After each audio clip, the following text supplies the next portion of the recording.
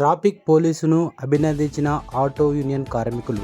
కొత్త బస్టాండ్ దగ్గర జరిగిన ప్రమాదంలో ఒక వ్యక్తికి అత్యవసర చికిత్స CPRF చికిత్స చేసి ప్రాణాన్ని కాపాడిన ట్రాఫిక్ కానిస్టేబుల్ చంద్రశేఖర్ గారిని ఆటో యూనియన్ మాజీ అధ్యక్షుడు హాజీభాయ్ ఆధ్వర్యంలో సాల్వాతో సన్మానించడం జరిగింది. ఈ కార్యక్రమంలో హాజీభాయ్, శ్రీనివాస్, బాపురప్ శేఖర్, వెంకటేష్, నరసయ్య, లక్ష్మణ్ మరియు ఆటో కార్మికులు పాల్గొన్నారు. ఈ సందర్భంగా ట్రాఫిక్ సిఐ మాట్లాడుతూ ఆటో డ్రైవర్లందరూ కూడా యూనిఫామ్ వేసుకోవాలి, ట్రాఫిక్ రూల్స్ను పాటించాలి, ప్రజలతోని మర్యాదగా ప్రవర్తించాలని సూచించారు.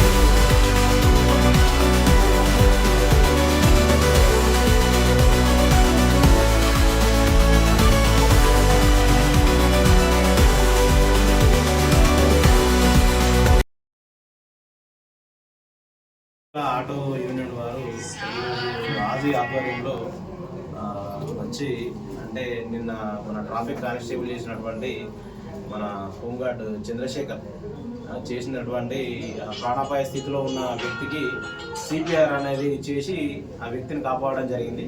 దీనికి కృతజ్ఞతగా ఆటో యూనియన్ వారు అందరూ కూడా వచ్చి వాళ్ళు ధన్యవాదాలు తెలపడం జరిగింది. దీనికి ఆటో యూనియన్ తరఫున చిరు సన్మానం చేయడం కూడా జరిగింది. అందరూ కూడా